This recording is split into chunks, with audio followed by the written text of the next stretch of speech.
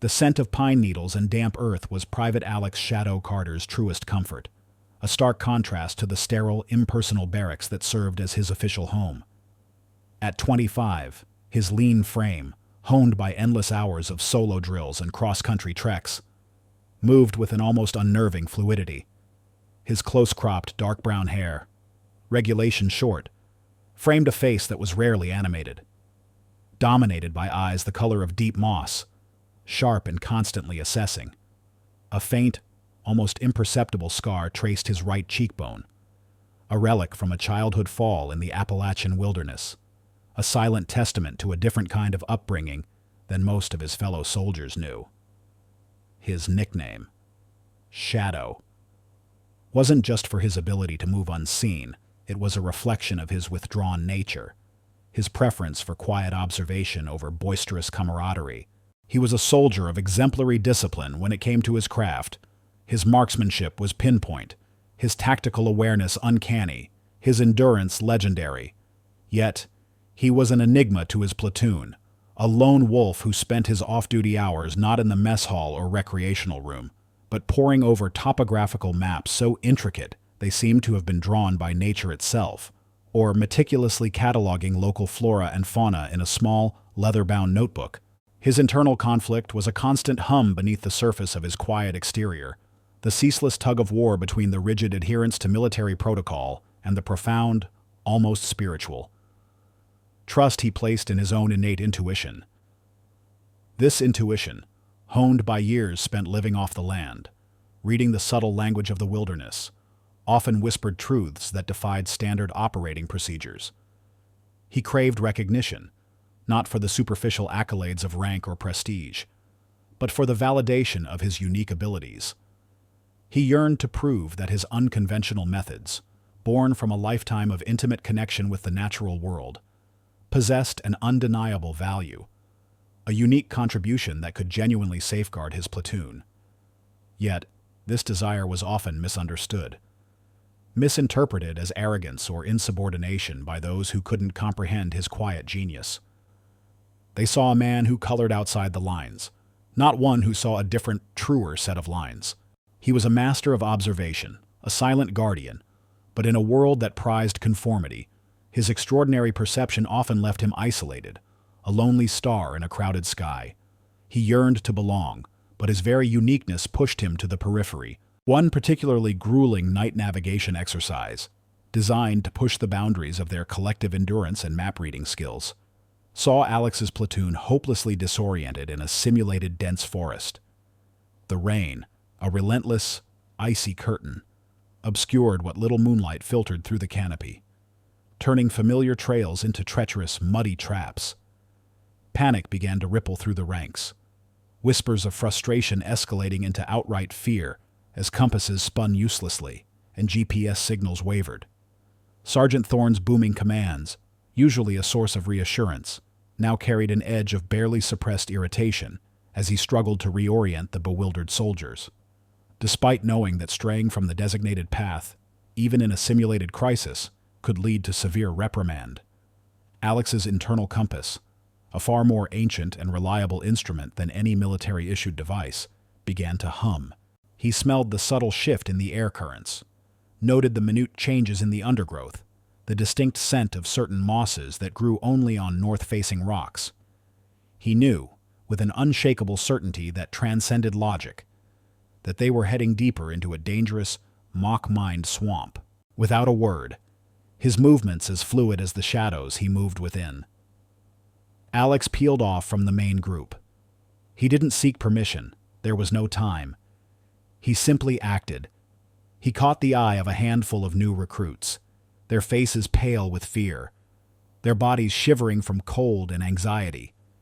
He subtly gestured, a quick, almost imperceptible flick of his chin towards a barely visible game trail, narrower and far less obvious than the main path the sergeant was attempting to follow.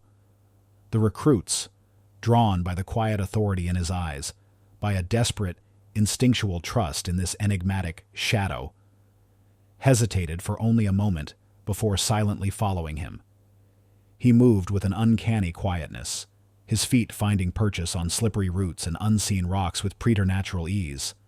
He guided them not by compass or map, but by the subtle whispers of the forest, by the faint rustle of hidden streams, by the particular angle of the ancient trees. He used his unique knowledge of specific constellations, not just for general direction, but for minute adjustments, understanding how the subtle variations in their alignment could indicate slight shifts in magnetic north in this particular, localized environment. He even pointed out, with a silent, almost imperceptible gesture, a particular species of luminescent fungi growing only on a specific type of decaying wood, a natural beacon known only to those intimately familiar with this simulated wilderness. He led them through winding thickets and over unseen fallen logs, bypassing the treacherous swamp that the main platoon was now floundering in. They emerged onto the designated safe zone moments before Sergeant Thorne's exasperated curses echoed through the trees, the sound of his frustrated orders carrying on the damp night air. Alex had not only saved the new recruits from a simulated drowning or injury, but, more importantly, had spared them the psychological blow of feeling utterly lost and helpless.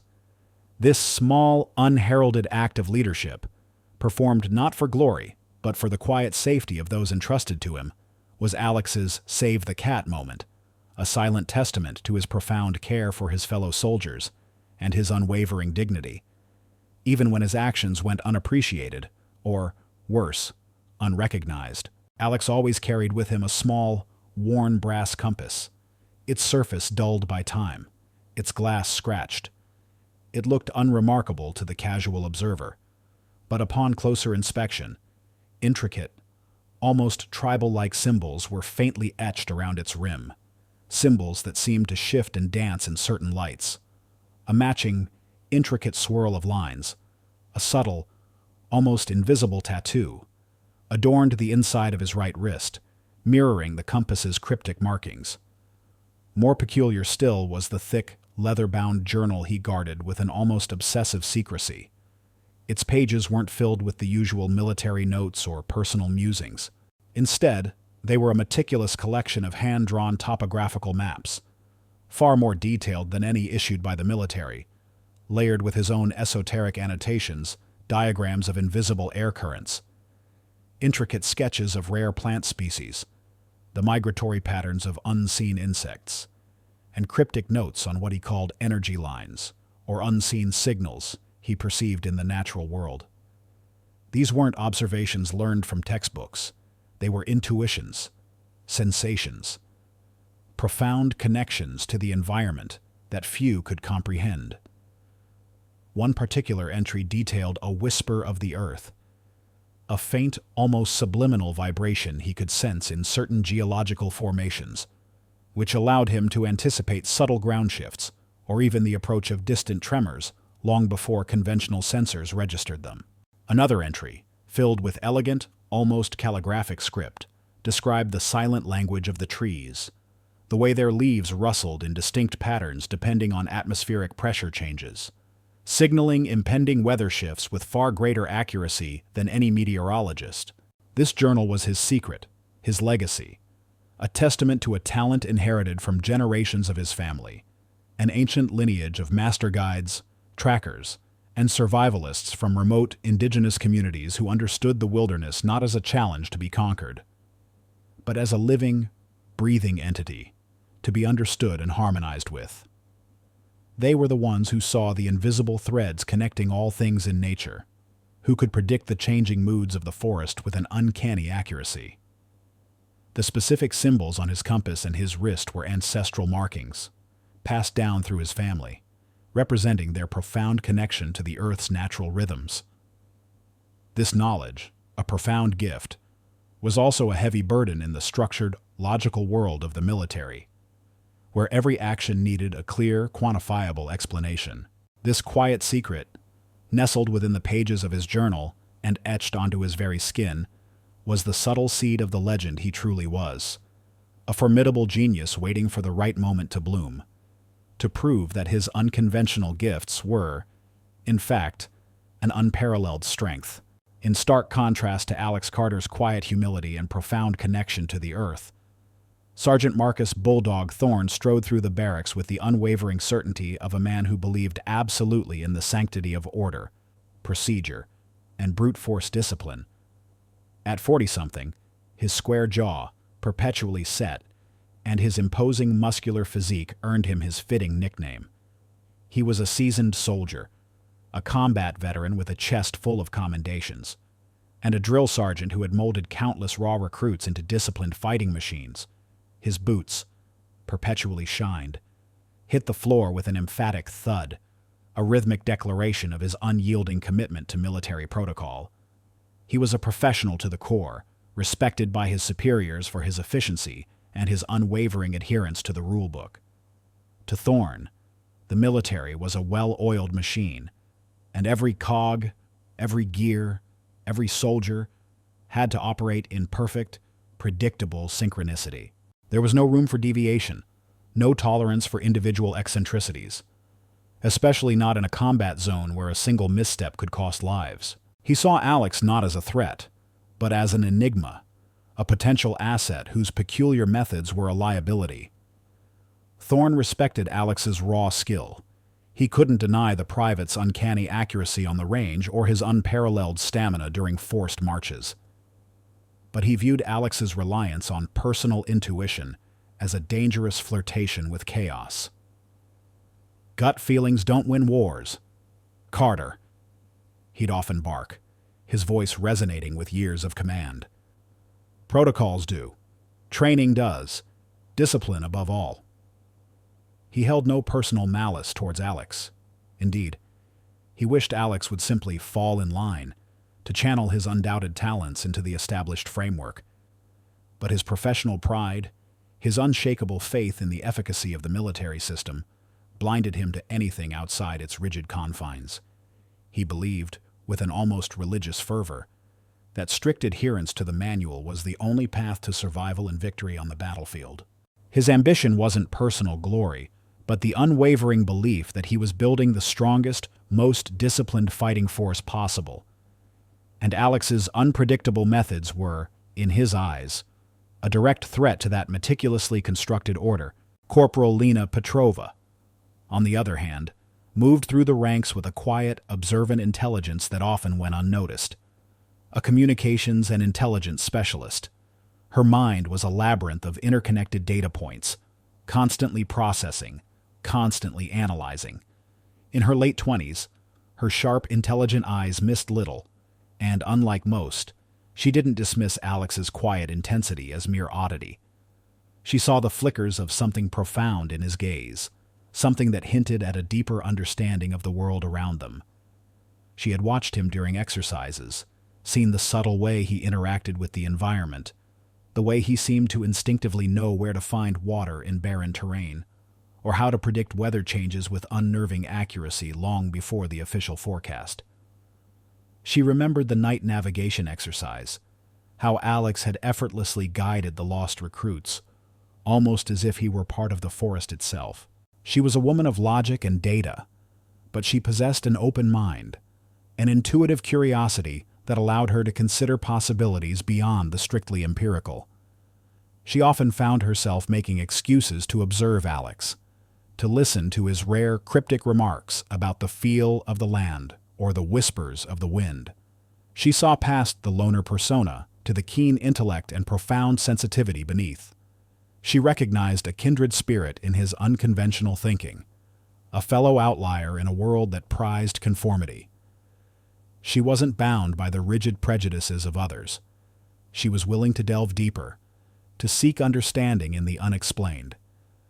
She had begun, quietly, to collect anecdotal evidence of Alex's uncanny abilities, filing it away in her sharp memory, a subtle, unarticulated premonition that one day, these seemingly inexplicable talents would prove invaluable. She was his unseen advocate, his quiet confidant, the only one who truly believed that there was more to Shadow Carter than met the eye. The humid, cloying air of the unfamiliar Southeast Asian jungle pressed in on Private Alex Carter, a thick, suffocating blanket that clung to his fatigues and made every breath feel heavy. The ground underfoot was a treacherous carpet of decaying leaves and tangled roots, a landscape utterly alien to the neatly manicured training grounds back home. The air, thick with the scent of unfamiliar blossoms and damp earth, held a subtle, unsettling undertone, a faint, almost metallic tang that sent a shiver down Alex's spine. His platoon, under the command of Sergeant Marcus Bulldog Thorne, had been deployed to this remote, unforgiving region, tasked with a critical reconnaissance mission locate a suspected enemy stronghold rumored to be hidden deep within the impenetrable jungle, a place where the trees grew so dense they blotted out the sun, and the silence was so profound it felt like a living thing. From the very first step into this labyrinthine wilderness, Alex felt it, a discordant vibration in the earth beneath his worn boots, a subtle shift in the forest's energy that grated against his finely tuned senses. It wasn't a sound, or a sight, or a smell, but an intrinsic knowing, a wrongness that hummed just beneath the surface of his perception. He noticed the way certain ground insects, usually bustling with frantic energy, moved sluggishly, almost reluctantly. He saw a faint, unnatural sheen on the leaves of a seemingly healthy fern, a chemical residue that only his trained eye could discern. He felt a phantom chill in the air, a fleeting drop in temperature in pockets of dense foliage, even amidst the oppressive humidity. These were his unseen signals, the subtle whispers of a disrupted environment, screaming of latent danger. He tried to articulate it to Sergeant Thorne during a brief halt, his voice low, earnest. "Sergeant, I'm getting a bad feeling about this area. The flow feels wrong. There's something off about the air here." 2. Thorne, his face grim with the weight of the mission, simply grunted, waving a dismissive hand. "Cut the hocus pocus. Carter, stick to your compass. We've got intel, not superstitions." Alex's warning was brushed aside, another instance of his intuition being dismissed as mere eccentricity, a fleeting superstition in the face of quantifiable facts. The heavy silence of the jungle seemed to swallow his unheard plea. A profound fear, cold and sharp, pierced through Alex's usual stoicism. It wasn't the fear of death, or even of injury, but the chilling dread of being ignored, of knowing a truth that others refused to see, and watching his comrades walk blindly into harm's way. He wrestled with an agonizing internal dilemma. His unwavering commitment to military discipline, to the sanctity of an order, clashed violently with the fierce, protective instinct that screamed at him to trust his gut, to act, regardless of the consequences. The lives of his platoon, the men he had trained alongside, eaten with, and forged a quiet camaraderie with, hung precariously in the balance. His intuition, honed over years of immersion in the raw, untamed wilderness, pulsed with an undeniable certainty there was an unseen threat, a deadly snare laid with chilling precision, waiting for them just beyond the next ridge. It wasn't a simple booby trap or a tripwire. It was something far more insidious, a psychological weapon designed to sow chaos and fear. Perhaps a cleverly concealed sonic device emitting low-frequency waves, or a widespread chemical agent designed to induce disorientation and hallucinations, activated only when a specific weight or pressure was applied. This was a direct existential threat to the safety and lives of his entire platoon, a brutal test of Alex's moral courage as he grappled with the conflicting demands of obedience and conscience. The chilling realization that his unique senses, his profound connection to the patterns of nature, were his greatest assets, yet they were being systematically ignored, gnawed at him. He felt like a lone Cassandra, gifted with foresight but cursed with an inability to be believed, watching helplessly as the threads of destiny tightened around his comrades. During the final briefing before they plunged deeper into the jungle's oppressive embrace, Sergeant Thorne stood before his platoon, his face a mask of grim determination, his voice resonating with an unyielding resolve. "Listen up, gentlemen. This is a hostile environment, unpredictable, and in unpredictable environments, only one thing ensures survival: absolute adherence to protocol." He paused, his gaze sweeping over each soldier, lingering for a fraction of a second on Alex. "No deviations, no cowboy heroics. Every man follows orders. Every man stays in formation. Discipline is our shield. Gentlemen, discipline is our sword. His words were a direct, unmistakable message to Alex, a subtle but firm warning against any unorthodox initiatives. Thorne genuinely believed that unwavering discipline was the bedrock of military success, the only reliable path to safety in the chaos of combat. He saw Alex's independent streak not as a potential asset, but as a dangerous vulnerability that could unravel the cohesion of his unit. His pride in his own training methods, his unwavering faith in the established system, made him rigid, incapable of considering alternative approaches, even when his own gut might have twinged with unease. The point of no return arrived under the shroud of a moonless night, the jungle a suffocating labyrinth of sound and shadow. As the platoon crept deeper into the territory, each step a cautious exploration into the unknown. Alex felt the wrong energy flow intensify, pulsing like a distorted heartbeat in the very ground beneath him. He picked up on signs so minute, so subtle. They would be invisible to anyone else. A particular species of bioluminescent moss, usually vibrant, now dull and strangely desiccated, clinging to the underside of a rock. A colony of jungle ants, renowned for their predictable foraging paths, now scattering in a chaotic, unnatural pattern. A barely perceptible change in the humidity, a sudden localized pocket of dry air that felt profoundly out of place in the verdant, damp environment. These were the unmistakable indicators of a sophisticated, well-hidden enemy trap, not a conventional one, but something designed to manipulate the environment itself. It wasn't a tripwire or a pressure plate. It was a carefully calibrated trigger for a gas dispersal system or a localized sonic weapon, designed to incapacitate without immediate physical evidence. He tried, once more, to warn Sergeant Thorne, his voice urgent, strained, yet still low enough to avoid detection by potential enemy scouts. "Sergeant, I'm reading a major disturbance ahead. Something's wrong with the air currents, the ground vibrations. We're walking into an ambush. Sir, I can feel it." Thorne, his nerves frayed by the oppressive silence and the mounting pressure to complete the mission, his face obscured by the darkness, but his exasperation palpable, cut him off with a sharp, dismissive wave of his hand. "Carter, I told you to drop the voodoo. We stick to the damn intel. Move out." He issued the command for the platoon to proceed, a harsh, clipped whisper that echoed through the dense foliage. This was it, the point of no return. Alex knew, with an agonizing certainty that twisted his gut, that if he obeyed, if he allowed his comrades to follow Thorne's order, they would walk directly into a death trap. He could feel the enemy's presence, not just their physical proximity, but the subtle, almost psychic tremor of their concealed intent. His conscience screamed at him. His very being recoiled from the thought of allowing his fellow soldiers, these men whose lives were in his hands, to perish because of his obedience to a flawed command. He could not, would not, return to a life where he stood idly by, haunted by the ghosts of what-ifs. His path was irrevocably set. He had to act.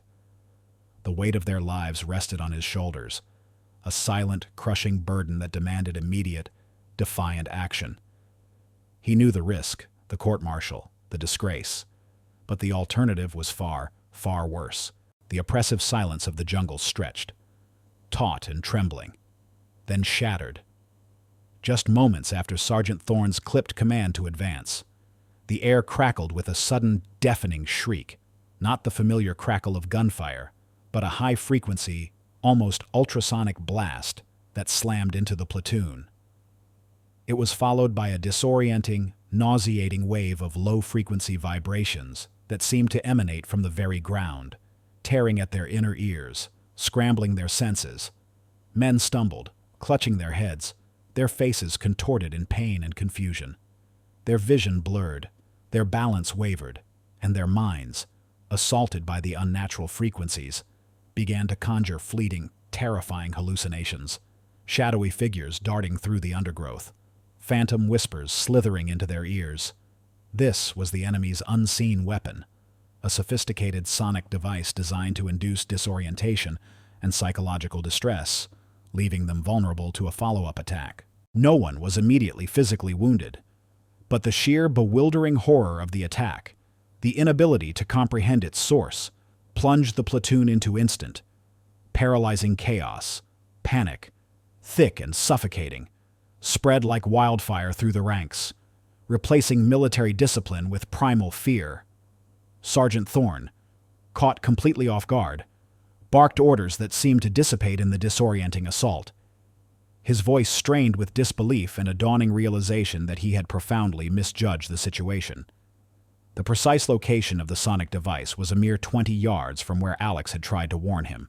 In the swirling maelstrom of confusion and rising panic, with his comrades writhing in agony or stumbling blindly, Sergeant Thorne's voice, though loud, was distorted by the sonic attack, his orders to retreat along the pre-programmed route barely audible. Fractured. Alex, however, was affected differently. His unique senses, while overwhelmed, quickly adapted, cutting through the sensory assault. He felt the specific frequencies, identifying the precise epicenter of the sonic disruption. He knew, with chilling certainty, that the safe retreat route Thorne had ordered was, in fact, leading them directly into a secondary, more lethal ambush, a killing zone the enemy had meticulously prepared, confident their sonic weapon would render the platoon helpless. He could sense the enemy's hidden positions, the almost imperceptible changes in air pressure indicating concealed snipers, the subtle rustle of camouflaged netting. The very air vibrated with their presence. There was no time for explanation, no moment for argument. Orders were shouted, ignored, repeated. With a surge of primal instinct, Alex pushed past the stumbling, disoriented soldiers, his movements swift and decisive, unaffected by the sonic waves that still assaulted the others. He grabbed the nearest soldier, a young recruit named Miller, whose eyes rolled back in his head, his hands clamped over his ears. Alex spun him around, pointing frantically to a barely visible fissure in a massive rock face, a narrow crevice obscured by thick vines and decaying foliage, a natural tunnel only he could have spotted amidst the chaos. "Through there," he roared, his voice raw but cutting through the high-pitched whine. "Now!" Other soldiers, dazed and desperate, seeing the sheer conviction in his eyes, the absolute certainty in his movements, stumbled after him, driven by an instinct for survival far stronger than their ingrained discipline. He didn't offer a tactical explanation. He simply acted, demonstrating, in that moment of profound crisis, a mastery of his environment that bordered on the supernatural. He found purchase on almost invisible footholds, his body contorting to fit through impossibly narrow gaps, guiding them with an uncanny precision, his senses piercing through the manufactured chaos. He wasn't showing off. He was saving lives, using the very talent that had been so consistently dismissed. In the heart of the chaos, only a handful bore witness to Alex's extraordinary act of defiance and revelation. Corporal Lena Petrova, her own senses reeling but her analytical mind still fiercely active, watched with a gasp as Alex, seemingly immune to the disorienting assault, moved with preternatural grace and certainty through the treacherous, unseen terrain. She saw his eyes, normally guarded, now alight with an intense focus, discerning patterns and pathways where others saw only blurry chaos. She observed him pointing out minute details, a specific type of fungi glowing faintly in the dimness, a unique ripple in a hidden stream that indicated a safe crossing point, signs that were utterly invisible to the disoriented soldiers. She recognized the undeniable, profound genius in his actions, the stark contrast between his quiet humility and his almost superhuman ability to read the environment. She saw him as a living compass, a human sonar, navigating a landscape of sensory overload with effortless precision. A few shell-shocked recruits, too disoriented to argue, too desperate to do anything but follow the only clear direction, stumbled behind Alex, their faces etched with a mixture of terror and nascent awe. Sergeant Thorne, meanwhile, his own senses compromised by the sonic attack, his mind grappling with the overwhelming disarray, saw only Alex's blatant, public insubordination. He saw a soldier breaking ranks, abandoning the designated retreat, and leading a small group away from his command. He didn't see the subtle genius. He saw only the glaring defiance, the challenge to his authority, the complete disregard for military protocol in a combat zone. His own rigid adherence to procedure blinded him to the undeniable evidence of Alex's life-saving intuition. As the immediate threat subsided, the high-frequency whine slowly fading, leaving behind ringing ears and churning stomachs. Sergeant Thorne's fury erupted, a raw, primal roar that cut through the lingering disorientation. He found Alex, standing stoically amidst the shaken recruits, who now looked at him with a mixture of awe and profound relief. Thorne's face was contorted, crimson with rage and humiliation. He had seen Alex's disobedience, witnessed him leading a breakaway group, and in his rigid adherence to military law, he could see only one outcome. "Private Carter," Thorne bellowed, his voice raw with fury. "You defied a direct order in a combat zone. You jeopardized the entire platoon by breaking formation. That is a court-martial offense. Private." He took a step closer, his eyes burning into Alex's. "But I'll save the military the trouble of a lengthy trial. Effective immediately. I am stripping you of your rank. You are no longer Private First Class. You are now Private Carter. Just a basic grunt. And you will be confined to base. Effective immediately, until further notice. This is what happens when you decide to be a damn cowboy in a platoon. Private. You are a disgrace to this unit." The words, harsh and condemning, hung heavy in the humid jungle air. Thorne's voice resonated with the certainty of a man who believed he was upholding the very foundation of military order. He saw no value in Alex's lucky actions, no genius in his reckless improvisation. To Thorne, Alex had merely gotten lucky, or acted on an unquantifiable hunch that, by sheer chance, had averted disaster. The deeper, more profound truth, that Alex's actions were born from an unparalleled connection to the natural world, a nuanced understanding far beyond standard military training, was utterly lost on him. His pride, his unwavering faith in the systemic, process-driven nature of military operations, rendered him incapable of acknowledging a brilliance that defied his carefully constructed worldview. He saw only the broken rule, not the lives saved, cementing his unwavering commitment to hierarchy and order, even when confronted with undeniable evidence of its limitations. This public demotion, delivered with such cutting finality, was meant to be a crushing blow, a stark lesson for any soldier who dared to question authority. For Alex, it was a profound injustice, a stinging rebuke of his unique talents, but it also served to solidify his resolve. He had acted, he had saved lives, and he had been punished for it. The seeds of his defiance had been sown, and now they were beginning to sprout, nurtured by the bitter waters of injustice. The sting of demotion, a raw wound on his pride, gnawed at Alex Carter, yet a far deeper anguish consumed him, the palpable shift in the platoon's dynamics. The respect he had painstakingly earned through quiet competence had evaporated, replaced by a chilling blend of suspicion and overt disdain from many of his comrades. Whispers followed him like a haunting echo. Reckless, insubordinate, a liability. The heavy silence in the mess hall whenever he entered, the averted gazes during drills, the barely concealed sneers of some of the older, more rigid soldiers. Each was a fresh stab, a testament to the effectiveness of Sergeant Thorne's public reprimand.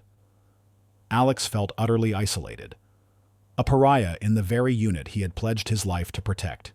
His internal compass, usually steady, now spun wildly, caught between the crushing weight of public judgment and the unwavering certainty of his own instincts. Sergeant Thorne, burdened by the fallout of the previous incident and feeling the icy breath of scrutiny from command, seemed to harden further. His commands grew sharper, his gaze colder, his adherence to protocol almost fanatical. He was a man under immense pressure, and in his mind, Alex's perceived defiance had only exacerbated the precariousness of their situation. The platoon, their morale already chipped by the recent, terrifying encounter with the sonic weapon, now moved with a palpable unease, a silent tension that threatened to unravel their cohesion.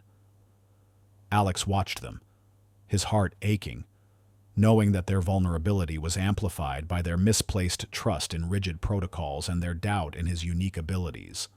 He saw the subtle signs of fatigue in their eyes, the nervous fidgeting, the way their weapon safeties clicked a little too often. He longed to tell them, to explain the unseen signals, but his demotion had stripped him of his voice, his authority, leaving him to observe from the periphery, a silent sentinel of impending doom. It was amidst this suffocating atmosphere of distrust and heightened anxiety that the new, chillingly urgent mission arrived. A specialized reconnaissance team, deployed deep within hostile territory, far deeper than any unit had ventured before, had gone silent. Their last known position was in a region ominously nicknamed the Whispering Labyrinth by local intelligence, a dense, uncharted jungle maze renowned for its intricate, almost sentient, network of enemy traps and heavy insurgent presence. The intelligence brief painted a grim picture, a new, highly advanced form of enemy camouflage that rendered standard thermal and night vision virtually useless, coupled with a series of booby traps that bypassed traditional detection methods, compounding the danger, a fierce tropical storm. Typhoon Cobra was rapidly approaching, promising to engulf the region in a deluge of wind and rain, turning the already treacherous terrain into a deadly quagmire and effectively cutting off all communication and aerial support. Sergeant Thorne, his face grim with the weight of the impossible task, received direct orders from high command. His platoon was the only unit close enough, the only hope for the missing team. He felt the cold pressure from his superiors, the unspoken expectation that failure was not an option. He was squeezed between the rock of duty and the hard place of impending catastrophe. Despite Alex's demotion and the palpable tension surrounding him, Sergeant Thorne, in a stark display of pragmatic desperation, found himself with no choice but to include Alex in the rescue mission. Alex was the only soldier with any demonstrable experience in navigating such utterly impenetrable and unpredictable terrain. Thorne knew, deep down, that Alex's uncanny ability to read the environment, however unscientific, might be their only chance. "Carter," Thorne had grudgingly stated, his voice clipped. "You're still part of this unit. You follow orders. But if your intuition can get us through that jungle, you're coming." The reluctant inclusion, however, did little to alleviate Alex's profound isolation. He was a pariah, a necessary evil, tolerated only out of desperate need. He faced open sneers from seasoned corporals who saw him as a loose cannon, and whispered doubts from younger privates who feared his bad luck. His internal conflict raged like the approaching storm. He knew, with absolute certainty, that Thorne's chosen route, a standard military advance through the labyrinth's central pass, was a death trap, a cleverly concealed corridor designed to funnel unsuspecting units into an overwhelming ambush. Every fiber of his being screamed at him to defy the order, to choose a different path, to save his comrades. But the memory of his recent demotion, the raw sting of public humiliation, the very real threat of a court-martial, paralyzed him. He was a man bound by invisible chains, forced to witness the inevitable march towards disaster. His fear wasn't for himself. It was for the lives of the men marching beside him. Men who, though they mistrusted him, were still his brothers in arms.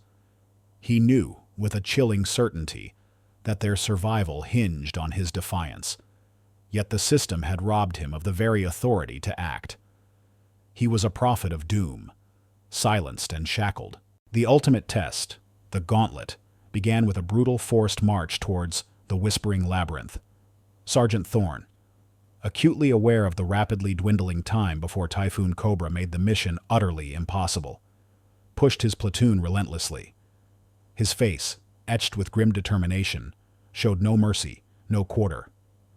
"Move it. We don't have all day. Every minute counts," he barked, his voice hoarse from the strain. He ordered them to take the direct route through the labyrinth's central pass, a narrow, winding corridor of dense jungle and treacherous inclines. Alex knew this path, recognized its insidious dangers. It was a place where conventional military technology, GPS, thermal imaging, even radio communication would be crippled by the dense canopy and anomalous magnetic fields, rendering the platoon blind and deaf. This was the enemy's chosen killing ground, a perfect arena for an ambush, a place where their reliance on technology would be turned against them. Alex felt the subtle shifts in the earth, the fainter whispers of the jungle's unseen currents. Confirming his deepest fears, every step along this path was taking them closer to a meticulously planned, devastating ambush. His heart pounded with a frantic rhythm, a desperate drumbeat against the relentless march of fate. He tried, subtly, to influence their path, suggesting minor detours, pointing out seemingly innocuous details that hinted at danger. But Thorn, seeing only insubordination, met each attempt with a glare and a terse command to stick to the goddamn plan. Private. In this critical, horrifying juncture, Alex found himself utterly, terrifyingly alone. His demotion had stripped him of any authority. His past defiance had alienated his comrades, and even Lena, his lone believer, was bound by the chain of command, unable to openly challenge Sergeant Thorn. He was a man adrift in a sea of suspicion, his unique gifts dismissed as folly, his urgent warnings ignored as insubordination. He was a silent sentinel, burdened by a terrible foresight he couldn't share, forced to march towards an inevitable doom alongside men who both depended on him and mistrusted him. The weight of his isolated knowledge was crushing. He saw the clock ticking down, the storm clouds gathering, the invisible tripwires being drawn tighter and tighter around his unsuspecting unit. He knew, with a chilling certainty, that if he did not act, if he did not break protocol one more time, his entire platoon would be wiped out, and he would be condemned to a lifetime haunted by the ghosts of his inaction. This was his gauntlet, his ultimate test. It wasn't about saving himself. It was about saving his brothers in arms, even if it meant sacrificing his own military career, his reputation, his very freedom. The royal diamond of his ancestral wisdom, his profound connection to the earth, had been buried under layers of military bureaucracy and personal dismissal. Now, it was time to unearth it, to let its brilliance shine, regardless of the personal cost. He was stepping into the lion's den, not for external validation, but for internal peace, for the quiet satisfaction of confronting his own demons and defending the essence of who he truly was. He knew the cost of failure, a lifetime of nagging regret, the bitter taste of missed opportunities, and the lingering shame of a truth he had been too blind to assert. But the image of a future where he could stand tall, unburdened by his past mistakes, propelled him forward. This was his gauntlet, his ultimate test, and he would face it.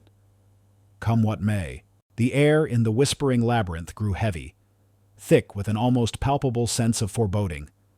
Typhoon Cobra, a monstrous entity, had descended, lashing the jungle with an unrelenting fury. Rain, cold and merciless, hammered through the dense canopy, turning the ground into a treacherous, sucking bog. The wind howled, a primal shriek that tore at the leaves and branches, drowning out all but the loudest sounds. Visibility, already poor, plummeted to near zero as a thick, oppressive fog rolled in, clinging to the trees like ghostly shrouds. Every step was a battle against the elements, every breath a gasp of damp, frigid air. Suddenly, the eerie silence was shattered by a cacophony of false alarms. The enemy, anticipating the storm's disorienting effects, had deployed sophisticated, weather-sensitive acoustic sensors designed to mimic the sounds of approaching enemy forces. Distorted whispers, ghostly rustles, and the faint, unsettling clicks of unseen tripwires seemed to emanate from all directions, scrambling the platoon's comms and twisting their perception of reality. Panic, cold and insidious, began to spread. Men spun around, their rifles raised, firing blindly into the mist at phantom targets. Sergeant Thorne, usually a rock of unwavering command, found himself overwhelmed. His shouts of, "Hold your fire, conserve ammo," were lost in the chaotic din, his attempts to establish order futile in the face of the sensory overload. His face, visible for a fleeting moment in a flash of lightning, was etched with a grim mixture of frustration and mounting despair. He barked orders for the platoon to fall into a standard defensive perimeter, a suicidal tactic in an environment where the enemy's true position was unknown, a move that would only make them a stationary target. Alex, however, was affected differently. The chaotic symphony of false alarms, the disorienting fog, and the blinding rain, rather than obscuring his senses, seemed to sharpen them, stripping away the superficial noise to reveal the deeper, true patterns beneath. He felt the subtle, specific vibration of the enemy's actual movements, a resonant hum in the earth that cut through the manufactured chaos. He tasted the faint, acrid tang of a specific chemical agent, subtly released by the enemy to impair judgment, a taste only discernible to his finely tuned palate. He saw a fleeting, almost imperceptible gleam of light reflecting off a concealed lens, a glint from a sniper scope, positioned precisely at the choke point Thorne was ordering them to fortify.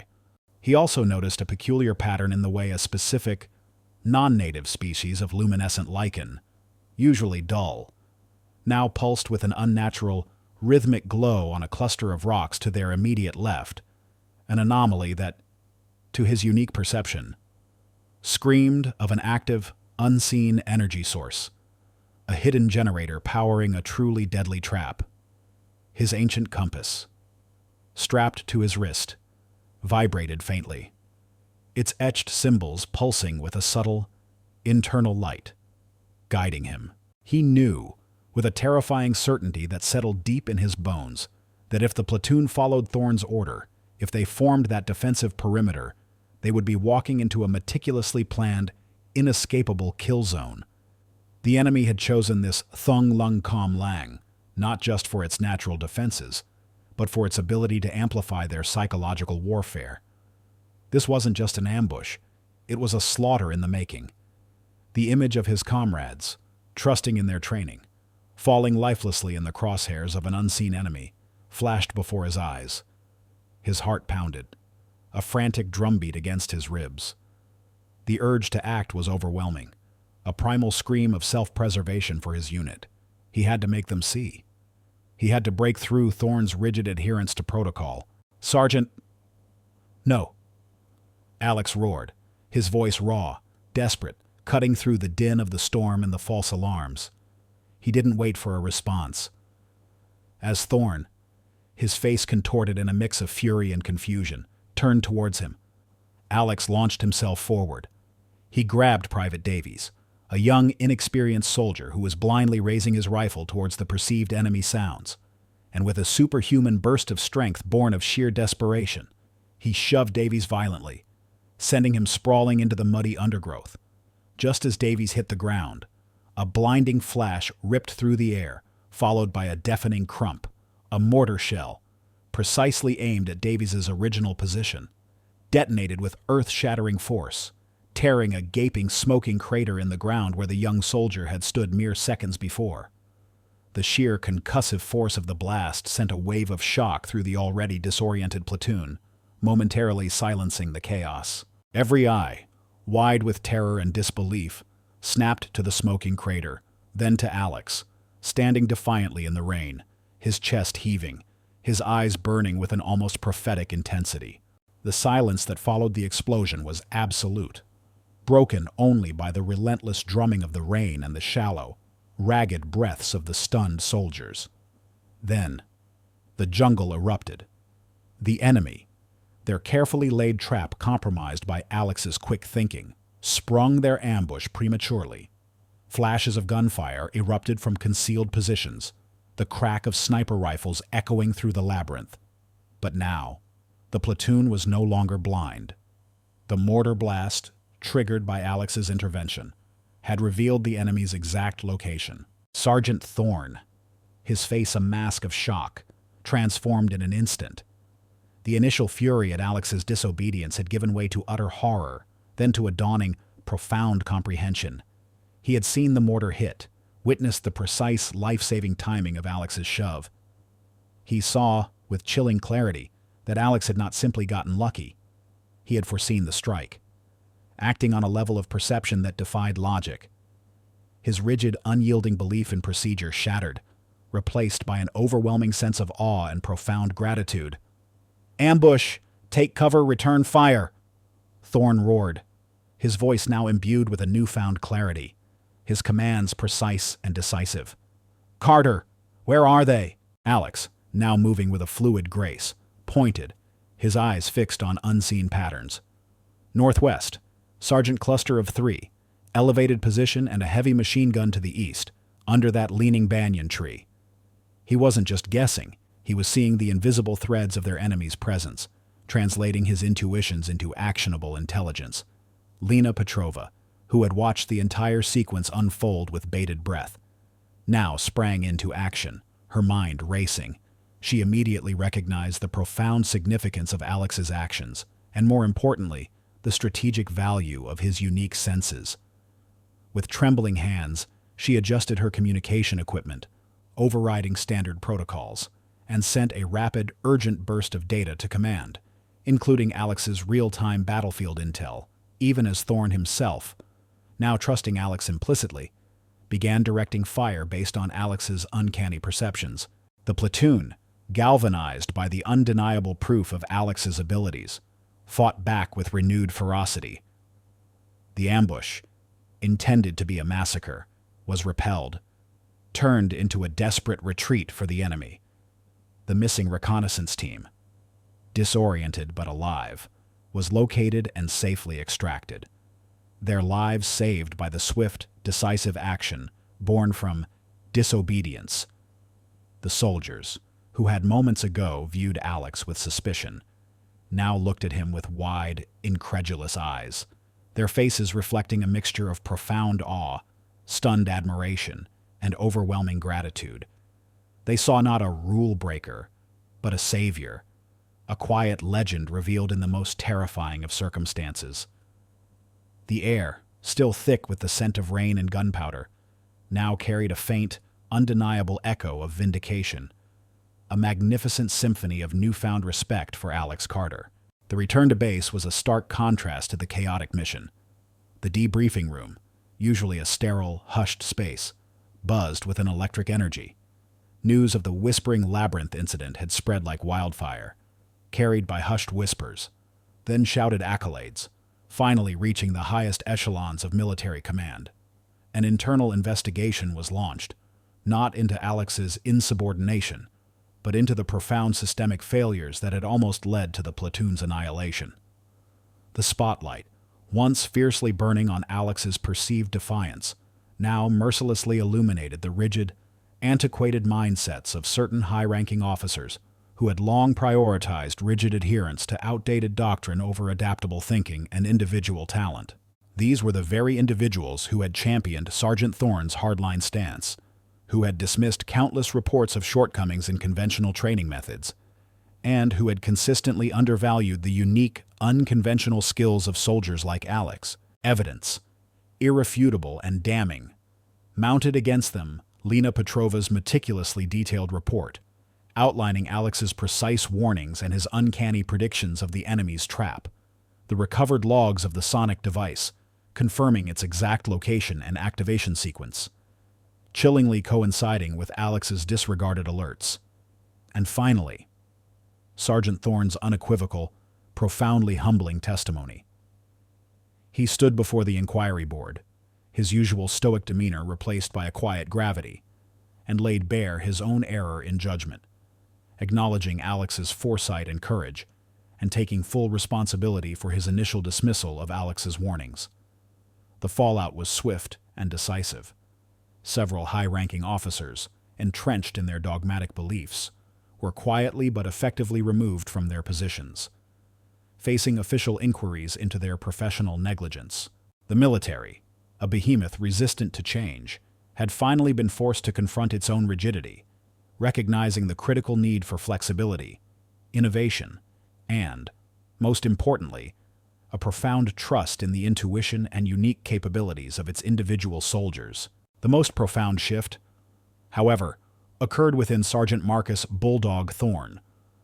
The man who had once embodied rigid discipline and unyielding adherence to the rulebook had been profoundly humbled and irrevocably transformed by the chilling reality of almost losing his entire platoon. He stood before his assembled unit, his back ramrod straight, but his voice, usually booming with authority, was now tinged with a raw, undeniable emotion. "Private Carter," he began, his gaze locking with Alex's, "I owe you my life, and the lives of every man in this platoon. I was wrong.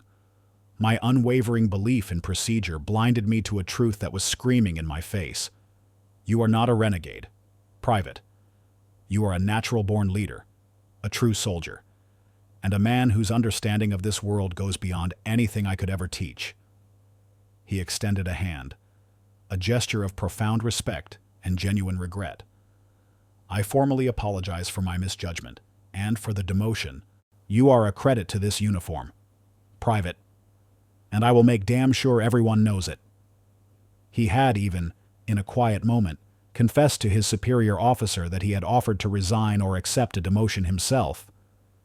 But his superiors, recognizing his renewed perspective and unwavering integrity, had instead offered him a new, vital role. Thorne was reassigned to establish and lead a new, elite specialized training unit, focused on developing and honing individual soldiers' innate abilities and intuitive senses, integrating them seamlessly with traditional military protocols. He became a passionate, vocal advocate for Alex and his unconventional methods, a powerful voice within the rigid military structure, pushing for a paradigm shift in how soldiers were trained and evaluated. His transformation was complete, a powerful testament to the fact that even the most stubborn individuals could evolve when confronted with undeniable truth. He was the misguided adversary type B, who, after a profound realization of his error, had not only repented but had actively become a staunch ally, using his influence to champion the very qualities he had once scorned. For Alex, the world, once a confusing maze of conflicting expectations, now unfolded with exhilarating clarity. Not only was his rank of Private First Class immediately reinstated, but he was promoted directly to sergeant. He was tasked with commanding a newly formed, highly experimental elite reconnaissance unit, nicknamed the Shadows, a direct acknowledgement of his unique abilities. This unit would specialize in missions requiring unparalleled environmental sensing, operating in complex, unpredictable terrains where conventional intelligence was often unreliable. He was granted an unprecedented degree of autonomy, empowered to develop groundbreaking training methodologies that fused his ancestral intuition with cutting-edge military tactics. He was finally free to utilize his extraordinary talents to their fullest potential, unbound by the archaic strictures that had once stifled him.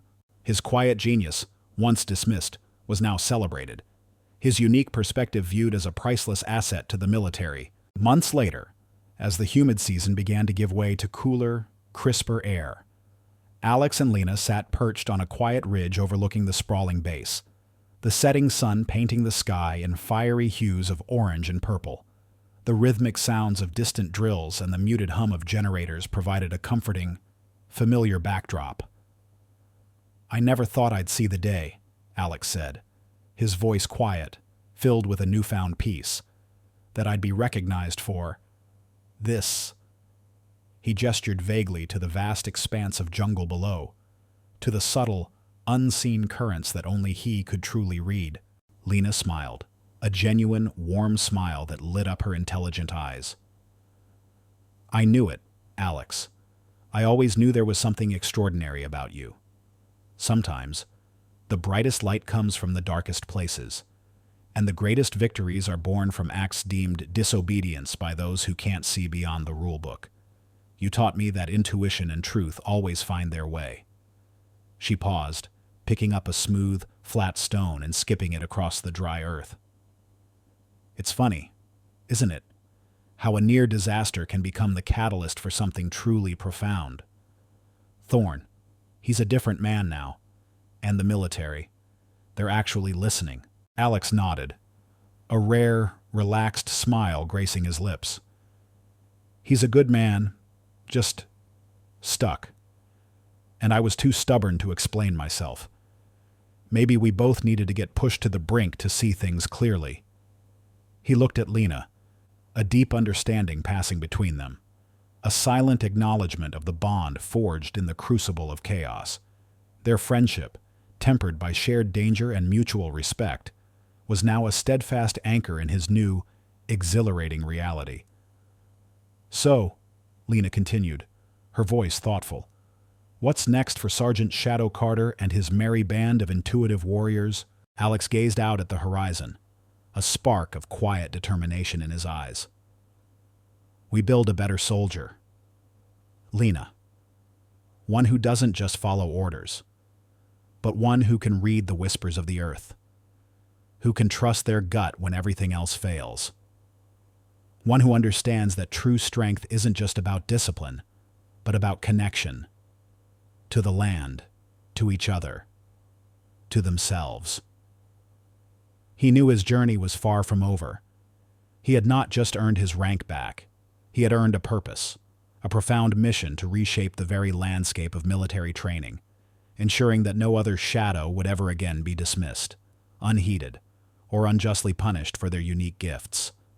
He had found his new calm, a profound peace rooted in purpose and acceptance, ready to embrace the challenges of his future with quiet confidence. 5 years later, the once unassuming military base had transformed. What had once been a rigid, by-the-book institution now buzzed with an innovative, almost academic energy, particularly around the sprawling complex of the newly established Shadow Tactical Institute. The scent of pine and damp earth still clung to the air, but it mingled now with the faint tang of new construction and the energetic hum of activity. The stories of Private Alex Carter's disobedience and the miraculous saving of his platoon had morphed into a foundational legend, a core curriculum in military leadership academies across the nation. The incident, once a scandal, was now a case study, a powerful testament to the vital role of individual intuition and unconventional thinking in modern warfare. At the very heart of this profound transformation, radiating a quiet, unshakable authority, stood Lieutenant Colonel Alex Shadow Carter. His hair, now bearing faint streaks of silver at the temples, was still cropped short, but his sharp, discerning eyes, once guarded, now held a profound, peaceful wisdom.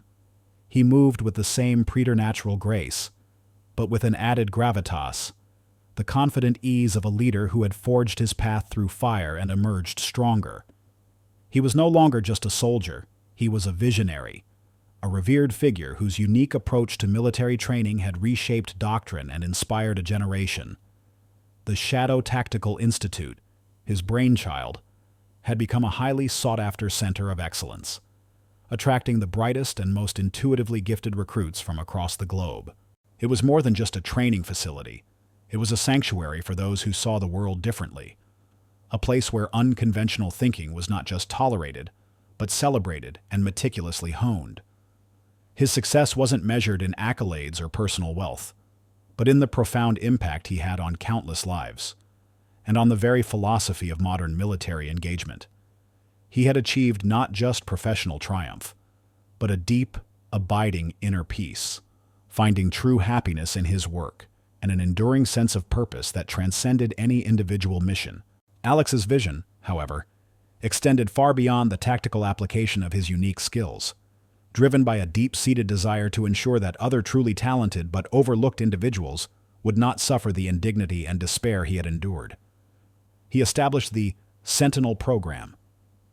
This groundbreaking initiative, launched with significant funding secured through Lieutenant General Marcus Thorne's unwavering advocacy and quietly supported by grants from a newly formed Military Innovation Fund, largely discreetly funded by Antoine Dubois's foundation.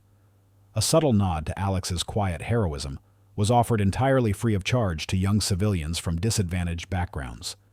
These were individuals identified through rigorous, unconventional assessments as possessing innate, heightened sensory perception, and an intuitive connection to the natural world. Abilities often overlooked by traditional education systems. The program wasn't about turning them into soldiers. It was about empowering them to become guardians of the earth. Students learned not just advanced survival skills, but the ancient art of reading the environment, identifying subtle shifts in climate patterns, tracking imperceptible changes in ecosystems, and developing their sensory perceptions to understand the delicate balance of nature. Alex personally mentored each cohort, his wisdom a guiding light, his quiet encouragement a powerful catalyst for their holistic growth. He spent countless hours in the field with them, his movements a living demonstration of profound environmental mastery, his words echoing with the timeless lessons he had learned through both triumph and adversity. He taught them to trust their gut, to listen to the whispers of the wind, and to understand that the deepest truths often lay hidden in plain sight. The Sentinel program quickly gained international recognition, attracting passionate young minds eager to learn from the legendary Shadow. Many of its graduates, imbued with Alex's philosophy, went on to become leading environmental scientists, conservationists, search and rescue specialists, and even innovative urban planners, applying their unique perceptive abilities to solve complex real-world challenges.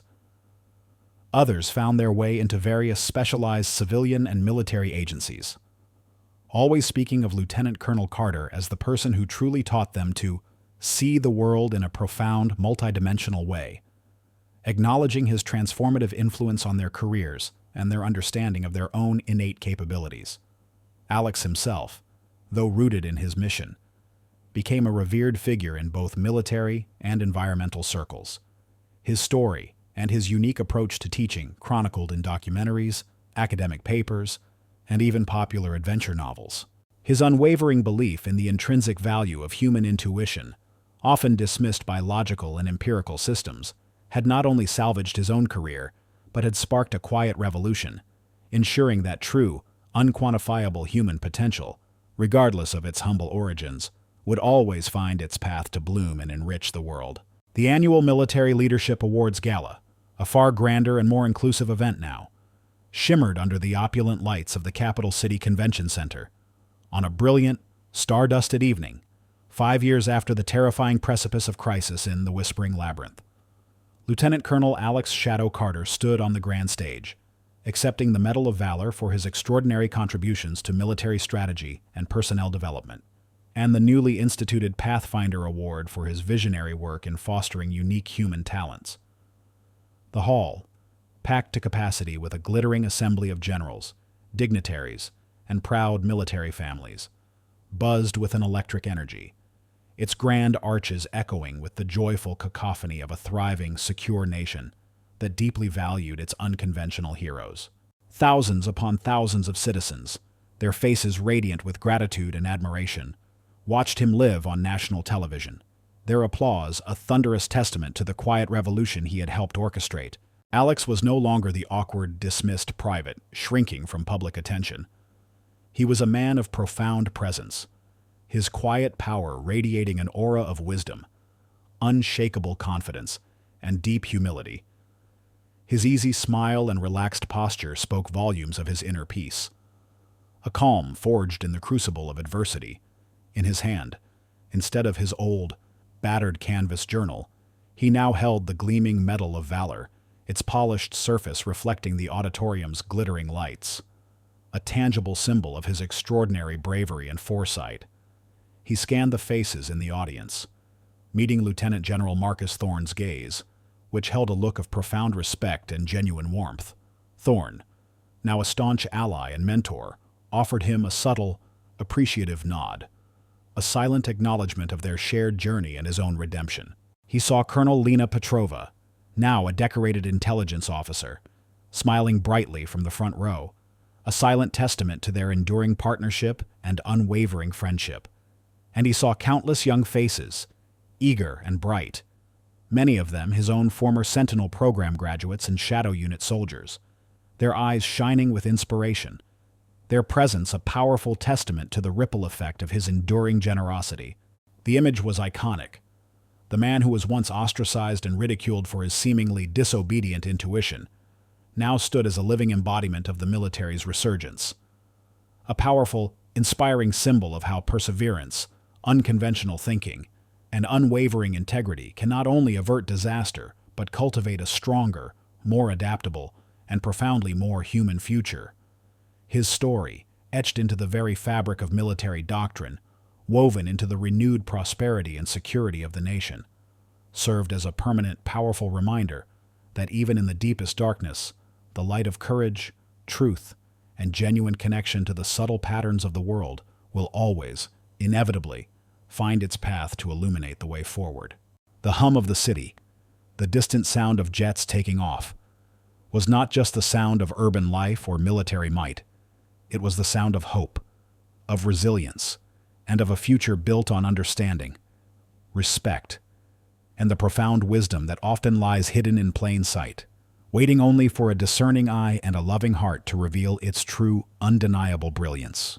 If this story stirred your heart, if it reminds you that courage can alter destinies and that light always finds a path even in the deepest darkness, please leave a comment. Share this story with those who need inspiration. Like, subscribe, and hit the bell to never miss our upcoming stories.